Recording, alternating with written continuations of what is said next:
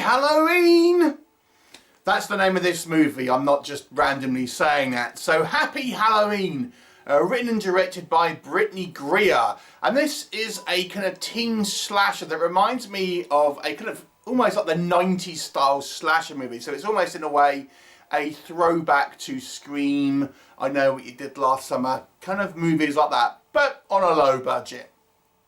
So we have a small midwestern American town where we meet a cast of young teenage high school kids, and one of our main characters, one of these kids, this girl Hadley, she is has been the victim of a attempted murder sometime before by an ex-boyfriend.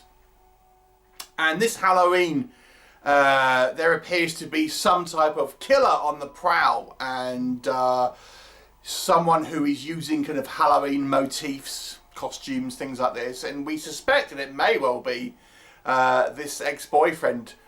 And the bodies start piling up, but there is a little bit of a wrinkle involved. What will happen? You'll have to watch the movie and find out.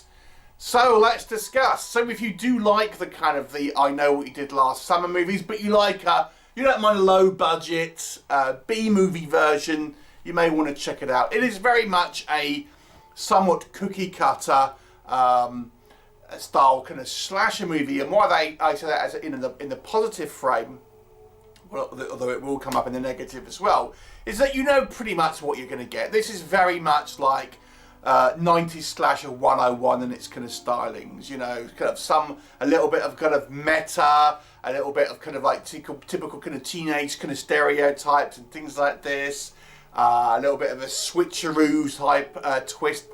So, you know, it very much feels like it's in that kind of ilk of movies that kind of came out in the kind of the 90s, but as I say, on a sort of low budget. But if you like that, you might want to check it out, because it may be one that you haven't seen.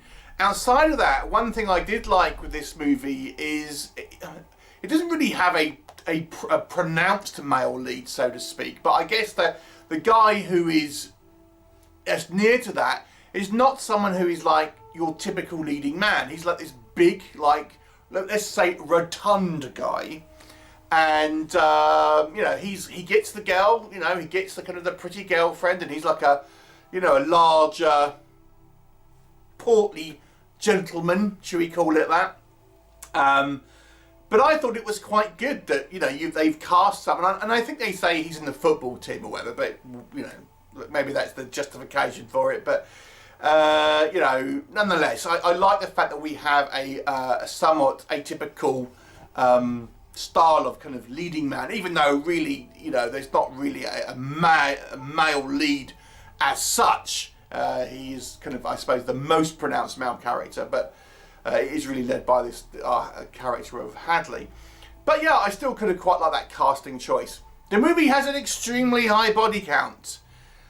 So, I mean, they're not really spectacular deaths, but a lot of people get dropped, and, you know, so if you want a movie with a high body count, here it is.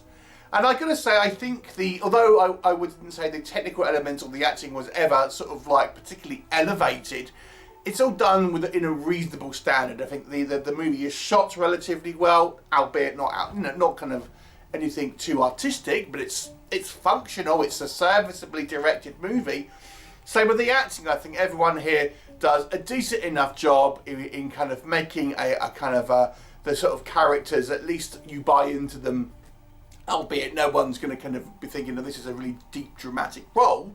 Everyone here, I think, you know, you can believe the characters, albeit they're kind of somewhat kind of shallow, but they you can buy into them for this kind of style of movie.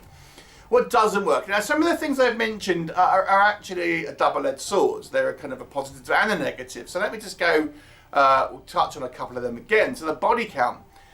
High body count in this movie. But I've got to say, I think it's such a high body count, particularly in the last act, that I've got to say it loses impact. Because, you know, there's so many people who end up getting killed.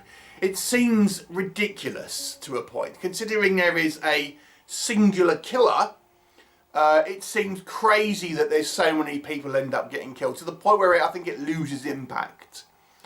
The other thing with the kills, just touching on that before I go on to the next kind of double-edged sword, is that the kills are very unspectacular. It's basically like a kitchen knife, and a lot of the kills are kind of off-screen or obscured. So a lot of kills, but they lose impact, and they're also not particularly interesting in regards to any type of variety or clever kills or anything like that. So the other thing I would say that I use as a positive was the fact that this kind of very much feels like a kind of a 90s throwback movie. But it's, you know, if you like that sort of thing, great. But it feels so generic. I mean, it just feels so sort of like by the numbers, treading water. You've seen it all before. Nothing really of any kind of consequence or originality. So it just feels like a sort of watered down, low budget version of those kind of 90s sort of style films. So, you know, if you're a huge fan of them, you may enjoy it, but ultimately I think this is really, it never really lives up to those kind of like the higher profile movies that it's kind of going to literally be compared to, because it just is, you know, very much like a facsimile of those sort of style of films. The movie tries to have a little bit of a rug pull moment, a little bit of a, not exactly a twist, but a change of direction when we find out our main character has been lying about a certain element. And at this point, I think the movie comes a little convoluted in its plot in regards to what's actually meant to have happened, what is the actual lie that she has told, and how it makes a difference. Because I do feel the movie gets a little convoluted at this point in regards to what differences it all made and things like this, and what was the truth and what was the lie. So I didn't think it was particularly well handled, that element. And as such, it just becomes like a little bit of a convoluted mess once that kind of plot point kind of comes up. And the movies, when the killer is revealed, it's just a silly, you know, it doesn't make any sense. It just feels like, oh, we'll unmask this killer, and it will be not what you expect, and the reasons for it will be pretty lame.